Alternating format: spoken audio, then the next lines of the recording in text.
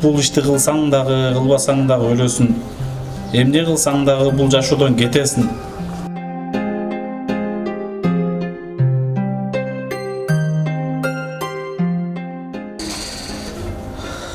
Бүгүнкү оор илдетти көрүп алып, бирок ишиңди токтотуп коюш дагы болбойт, себеби бул элдик иш.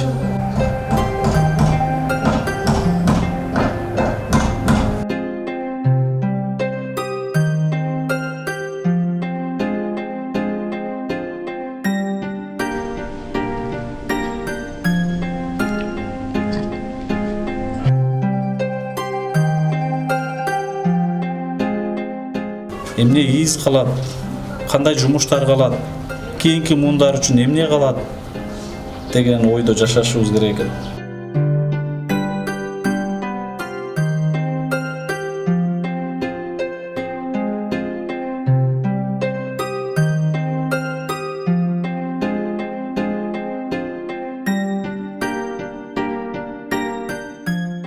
Оор илдеттен өтүп аткан жакындарыбыздан, мекендештерибизден, аалым устазыбыздан жаткан жери жайлуу болсун, топурагы торко болсун, ушинтип эле кетип калабызбы деп ар кандай ойлор болуп атат. Дагы да Кудайым өмүр берген болсо, канчалаган иштерди жасайт элек деп ушундай бандай ызаланган күндөр болуп атат.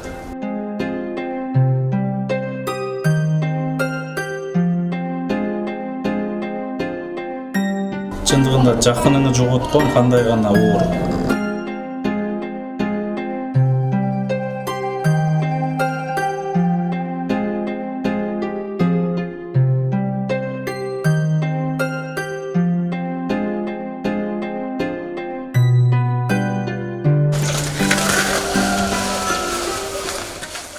Ассаламу алейкум, урматтуу мекендештер, урматтуу кыргызстандыктар. Кудай буйрса, биз Ак ниет аманат коомдук фонду кайрадан сиздер менен экран аркылуу аманчылыкта жүз көрүшүп турабыз. Кудайга чексиз шүгүрлөр болсун. Чындыгында бүгүнкү аты жаман апаат оор илдеттен Аллах Таалам элибизди жеңилинен чыгып кетүүнү насип эткен болсун.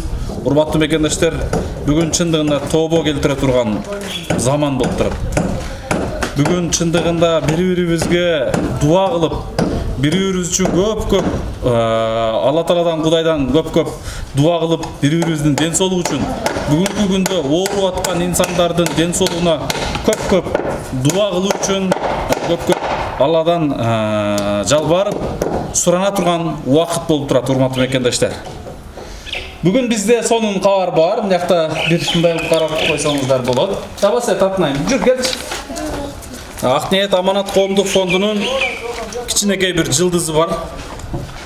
Бул фонддун кичинекей мына ушундай жылдызы бар, Мына ушул комплекске былтыры дагы келип кеткен. Бүгүн дагы келиптир. Ушул жерден медерекесинен кабар алайын. Уста көрдү деп момундай атайын продукталарды алып алып, тамак ашын алып алып, атайын дагы келиптир. Татнайм, кандайсың? Жакшы. Ойнактагыларга айтып койчу, кандай жүрөсүң? Жакшы жүрөсүңбү? Ооба. Эми жакшыныкы айтып бер. Жакшымын.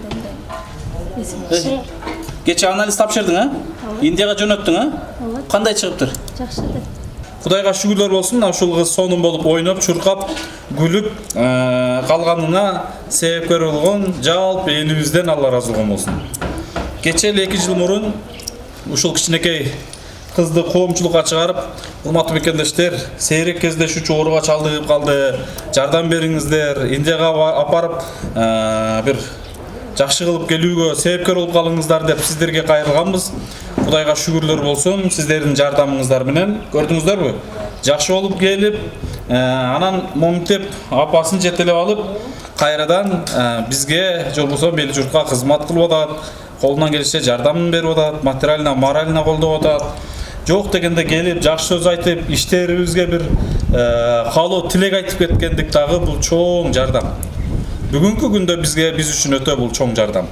Кызыңыз боюнча айтып коюңузчу, кызыңыз бүгүнкү күндө кандай? Биз билебиз, эл менен бөлүшүп койсоңуз, канча күндө анализ тапшырып атасыздар, кандай болуп атат, ошол боюнча бир эл журтка айтып кетсеңиз. Саламатсыздарбы, урматтуу кыргыз элим. Медер айтып өткөндөй биз Индияга барып, сиздердин колдооңуздар менен Татнайым 1,5 жыл мурун айыгып келди эле. Биз Кыргызстанга келгенден бери ай сайын анализ тапшырып, ошо Индиядагы Дели шаарынын Фортис клиникасынын гематология жана онкология бөлүмүнүн башчысы Викас Туа деген врачтын көзөмөлүндө болгонбуз. Ошо врачка ай сайын анализ тапшырып, анализдердин результатын английскийге которуп жөнөтүп атабыз. Биз 3-4 күн мурун эле ошко барып анализ тапшырып, анализин докторубуз Викас Туага жөнөткөнүбүздө аябай жакшы деп жооп берди. Анализдер аябай жакшы, дарынын дозасын өзгөртпөй иче бергиле, кайра анализге келгенче деп айтты. Сүйүнүп, Медер акесинин иштерин ушу интернеттен көрүп, телефондон эле сурап койбой, жайынан барып көрүп, жолугуп келели деп Татнайым экөөбүз келдик бүгүн буюрса. Эже сиздер ушул кызды эле жакшы карап, бүгүнкү күнү дары-дармектерин, тамак ашын, эл ушунча жардам берген, жардамды текке кетирип калбастан, ошол режимде кызды карап тургандыгыңыз бул Татнайым үчүн дагы, сиз үчүн дагы, биз үчүн дагы, жалпы эл үчүн чоң жардам. Себеби ошол элдин үмүтүн мындайкында актап атасыздар. Бизге убара болуп, кабар алып атайын келип отурбастан эле телефондонбу, WhatsApp'танбы жакшы сөзүңүздү айтып койсоңуз эле бизге чоң жардам болмок. Рахмат, ушунча басып келип, момундай усталарды, тамак ашыңыздарды, суусундуктарыңыздарды көтөрүп алып келдиңиздер. Алла разы болсун. Эң башкысы, ушул кыз жакшы болуп кетсин болгон, жакшы болуп кетсин. Кудайым күч кубатты берсин, кыз эч качан оорубасын. Рахмат сиздерге, Алла разы болсун жагыматыңыздардан. Урматтуу мекендештер, мана ушундай Татнайым боюнча сиздерге бөлүшүп кеттим. Татнайымдай болгон ооруган дагы Индияга бир кичинекей баланы апарып келгенбиз. Алихан Алайдын тургуну болот. Алихан жума сайын анализ тапшырат. Себеби ал баланы эртерээк Индиядан уруксат берип жооп берген. Ошондуктан ал бала жума сайын анализ тапшырып Индияга жөнөтүп турат. Татнайым болсо ай сайын, айына бир жолу анализ тапшырып, канынын гемоглобини канча, мына ошого жараша дарысын көбөйтүп, азайтып, эме кылып турат. Бул жерде азыр деле ошол дары менен лечение кылып атат, урматтуу мекендештер. Эң башкысы Кудайга шүгүрлөр болсун, операциясыз сакайып, ошол лечение менен кайтканыбызга Кудайга шүгүрлөр болсун. Бирок дагы бир нерсени айтып кетейин, Татнайым бүгүнкү күндө 3 жаштан өтүп калды, 3 жаштан өтүп калды, 4кө баратат. 12 жашка чейин, же 15пи? 15 жашка чейин ошол жогоруда айтып өткөн Индиянын Фортис, Дели шаарында Фортис клиникасынын көзөмөлүндө болот. Жылына бир жолу барып, өзүбүз ошол жакта анализ тапшырып келип турабыз. Мына былтыры дагы 2019 жылы дагы анализ тапшырганбыз. Кудай бурса дагы 1,5 жылга жакындай элекпиз. 1 жыл өткөндөн кийин дагы барып анализ тапшырабыз. 15 жашына чейин ошол жактын врачтардын көзөмөлүндө болот. Бирок Кудайга шүгүр, сонун ойноп, чуркап жүрөт, баары жакшы. Урматтуу мекендештер, биз азыр ишти көрүп атасыздар. Чатырда иш жүрүп атат, усталарды көрүп атасыздар, сонун. Анан могу штукатурка, швактарды көрдүңүздөрбү? Сонун кооздугу чыгып калды. Айнектерди мен азыр пластик жасаган балдардан кабар алдым, айнектерди полный жасап атышат бүт баарын. Ичи сырты бүт штукатуркалары бүттү. Аркада иш болуп атат азыр. Эң арка жагын, 2 этаждын арка жагын штукатурканын затиркаларын кылып атышат. Кыскасын айтканда, отделка иштерине даяр болуп калды. Мен учурдан пайдаланып сиздерден бир нерсени суранып кетейин дедим эле. Жүрүңүздөр, мен комнатадан кирип туруп алайын. Бишкекте бир тууганыбыз байланышты эле. Ошол бойдон дайын жок болуп кетти. Көптөрү бизге убада берет. Албетте биз мажбурлай албайбыз, бирок ошентсе дагы айтып койсоңуздар жакшы болот. Ушул жерге главныйына баяндай күрөң даяр эшиктер болду. Мына ошондой эшиктерин мен Бишкектен берип берем деп Бишкектен бир тууганыбыз байланышты эле. Байланышып койсоңуз тууган, эгерде көрүп аткан болсоңуз байланышып койсоңуз жакшы болот. Себеби сизге карап турабыз. Эгер мүмкүнчүлүк шарт туура келбесе деле ачык айтып коербиз, биз капа болбойбуз. Биз эгерде сиздин күтпөстөн өзүбүз да аракет кыла бермекпиз да. Бул жагында айнектер азыр толугу менен жасалды, пластик айнектер жасалды. Могул жери калды. Ушул жеринде эле пластик менен кылайын десең, аябай расход кетет экен да. Бир эле мына ушул жерге материалын эле 15 000 сом акча кетет экен. Акысыз жасап берем деп атышат балдар, бирок материалын эле 15 000 кетет экен да ушул жергечи. Эми бундайдан 6 бар, биринчи этажда караңыздар. Мунул бар, мунун аркасында бар, наракта 2, бул жерде 2, 6 бар. 6 15 000 болгондо 90 000 акча болуп кетет экен. Ошо алдын эле. Чындыгында могу кичинекей прихожка бир топ расход болуп калды да. Бирок жакшы болду, себеби Бер прямой болгон жок да, бер ачканда эле суу кирип кетпейт, бер жабып турат. Ботинкаларын коёт, кийимдерин коёт. Сонун жер болду, бирок ушундай жерлер аябай расход талап кылат экен. Бул жак көрүнүп атабы? Көрүнүп атабы? Ошол жерден алсаңыз болот. Урматтуу мекендештер, урматтуу кыргызымдын мыкты чыган колунан ар кырдуу өнөрү төгүлгөн мырзаларга кайрылып кетем. Колунан устачылык иштер келген балдарга кайрылып кетем. Кээ бирлери бүгүнкү күндө убактыңар жоктур, бирок кээ бириңердин убактыңар бардыр. Убактыңар жок болсо деле бир жаамат менен 4-5 бала болуп, бир 3 күндүк, 4 күндүк убактыңыздарды ушул жерде муктаждар үчүн бөлүп, материальный жардам бере алсаңыз дагы, бүгүн биз материалдарды алып берсек, нол жерде биз гипсокартон менен пол потолок кылышыбыз керек. Потологун, гипсокартон.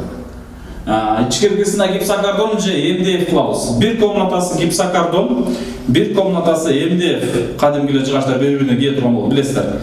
Ошондой кылайлы деп атабыз. Ушул потологун колунан келе турган балдар болсо, жасап берсе деп суранып аттым элем. Себеби уста кызмат акысы аябай бир топ болот экен.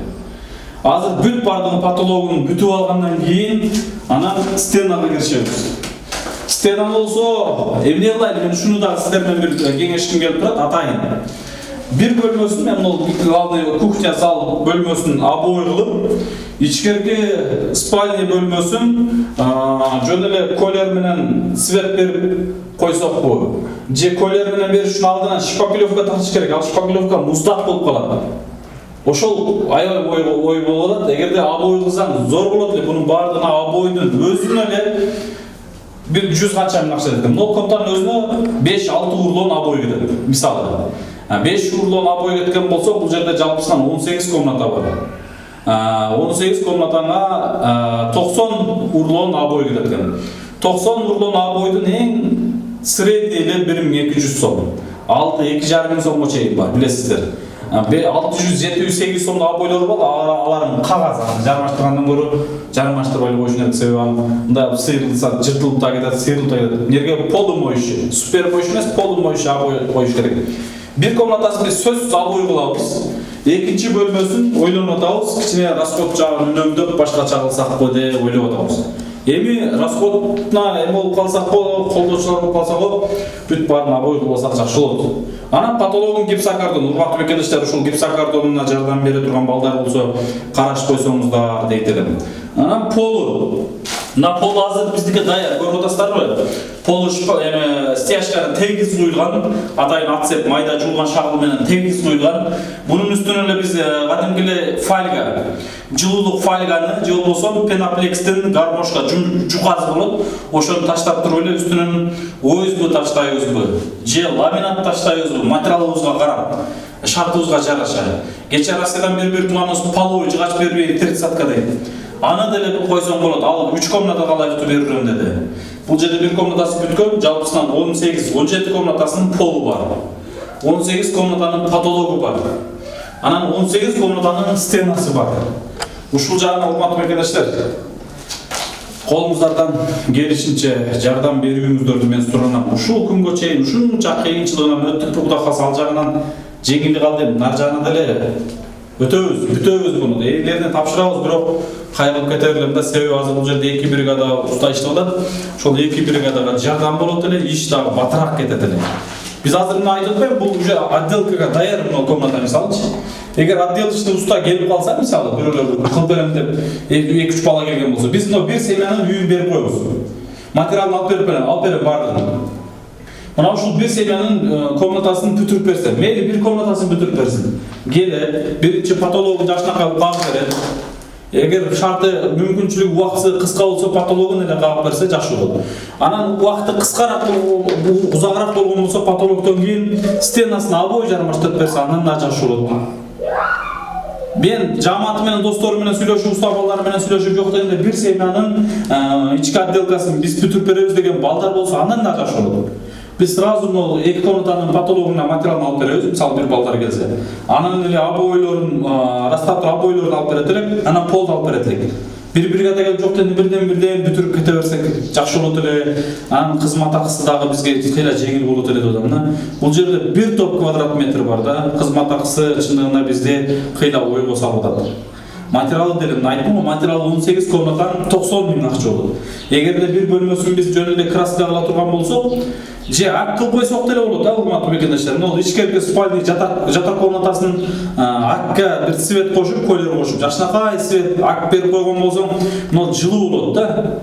Жатканы туурабы? Мен ойлоп атам, же ак бериш керек, же обой бериш керек. Шпаклевка бойдон калтырганы болбойт. Себеби шпаклевка суук, буздак жармашсаң, жөлөнсөң тим эле денеңди какшытат. Ошон үчүн бул жер жылуу болуш керек. Бирок паровой отопление коюлат, ошентсе дагы ошол жагын эске алып караш керек. Урматтуу мекендештер, урматтуу балдар, мен сиздерден ушул жагына кайрылам. Келиңиздер. Азыр мен досторум деле көрүп атасыздар. Бир тобуна жардам берип, анчамча иштерин өзүнө жумуп, мына сантехник монтаждык иштерин өздөрү кылып берип, жасап атышат. Эми штукатурканы дагы колдон келишинче басараак ценасын ылдыйраак кылып атышат. Ушундай балдар болсо келип кылып берсеңиздер дейт элем. Бул балдар деле кылат, бирок убакыт урматтуу мекендештер. Убакыт учкан куш дегендей бир баска эле 1,5 ай убакыт кетиптир. 1,5 айда биз не иш кылдык? Бүт зданияны, объекти бүт бардыгын ичи сыртына штукатурка, кум шубагы кылыпбыз. Бүт бардыгын стяжкасын кылыптырбыз. Анан экинчи этаждын стенасын уруп, сесмопоздорун уруп, монолиттерин коюп, анан азыр чатырына киришип атышат. Чындыгында эми кээ бириңиздерге иш узак чоюлуп атса керек, ошондой көрүнүп атса керек, кээ бирлерине тез болуп атса керек, кимге кандай. Анан сырткары былтыры басылбай калган байлары дагы басылды. Быйыл ушуларга жетиштик. Мен ойлоп аткам, буну сентябрь, август, сентябрларга бүтүрүп алсак дедим элем. Анан урматтуу мекендештер, эң башкысы бүгүн биз ушунчалык баягындай шашып, чуркап, бүгүн биз чындыгында ушунчалык аракетте жүрөбүз, катуу аракетте болуп атабыз, колдобуздан келишинче шашып атабыз. Бүгүнкү оор илдет адамдар күн санап көз жумуп, канча адамдар жакындарын жоготуп, өксүп ыйлагандарын көрүп, чындыгында ар кандай ойго батып атабыз. Канчалаган материалдардан карыздарыбыз бар. Мына мен 2 күндөн бери шашып, чуркап, ушул материалдарды төлөп калайын деп чуркап неме болуп жүрөм. Кече күнү биздин бирли кыргыз элине эмес, кыргыз элине жана Казакстан элине бирдей таанымал аалым устазыбыз Абдыгапар Усмановдун бул дүйнөдөн кайтып кеткенин көрүп, ушунчалык колубузга бир да иш келбей жүрдү. Ар кандай ойдо чындыгында бир жерде жатып алып 2 күн балдардан бир кабар алып эле кайра кайткандар убакыттар болуп атты. Элибиздин баягындай күн санап бул дүйнөдөн кош айтышып аткандарын көрүп, ар кандай ойлор болуп атат. Ошондуктан бүгүнкү күндө шашып, ушул баштаган ишибиздин аягына чыгып алсак экен деп күн санап Кудайдан көп суранып атабыз. Өтүп кеткен бүт ушул оорудан өтүп аткан, оор илдеттен өтүп аткан жакындарыбыздан, мекендештерибизден, аалым устазыбыздан жаткан жери жайлуу болсун, топурагы торко болсун, билип билбей кетирген күнөөлөрүн кечирген болсун. Чындыгында интернетти ачсаң, ошондой нерселерди көрүп, ушинтип эле кетип калабызбы деп ар кандай ойлор болуп атат. Дагы да Кудайым өмүр берген болсо, канчалаган иштерди жасайт элек деп, ушундай бандай ызаланган күндөр болуп атат.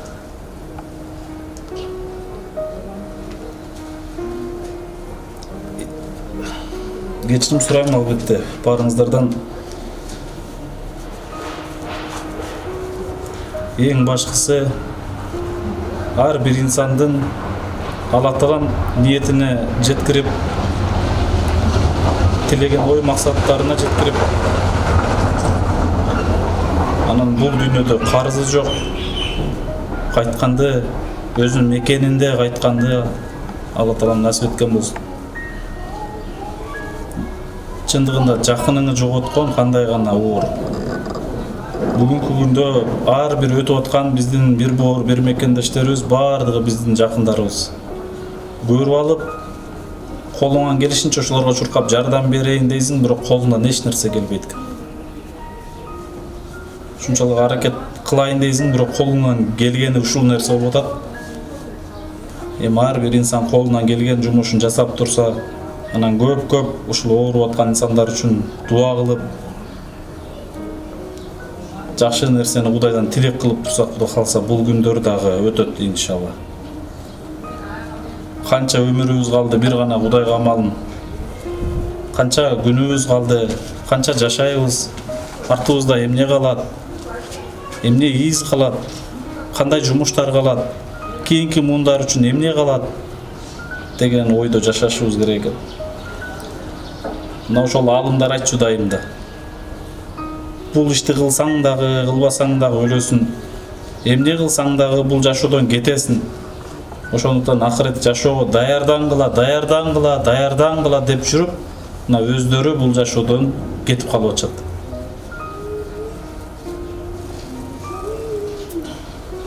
Урматтуу мекендештер, мен албетте бандай кечирим сурайм сиздерден. Бүгүнкү оор илдетти көрүп алып, бирок ишиңди токтотуп коюш дагы болбойт, себеби бул элдик иш. Сиздер ишенип, ушул жерге аманат жөнөтүп атасыздар, ишенип колдоп атасыздар. Ушул иштер аягына чыксын, ушул жерде муктаждар жашасын деп, ушул бизди материально, морально колдоп атасыздар. Анан мен кокуй азыр катуу оор абал болуп атат деп бекинип бир жерге барып жатып алганым туура эмес. Кудай алам десе, сен бекинсең дагы, бекинмесең дагы, үйүңдү кабат эшиктериң менен жаап, төшөктүн ичине оролуп жатып алсаң дагы, ошол өлүм астыңдан ассаламу алейкум деп келет. Ансыңарындай биз дагы бир гана Кудайга ишенип, Кудайдын буйругу менен башталган ишибизге, Алла Тааланын буйругу менен башталган, Аллахтан гана жалбарып суранып, бул иштердин үстүндө жүрөбүз. Кудай кааласа Кудайым күч кубатты берсин, балдарга күч кубатты берсин, заманыбыз тынч болсун, эч ким оорубасын, эң башкысы ушул оор илдеттен элибиз аман эсен чыгып кетсин.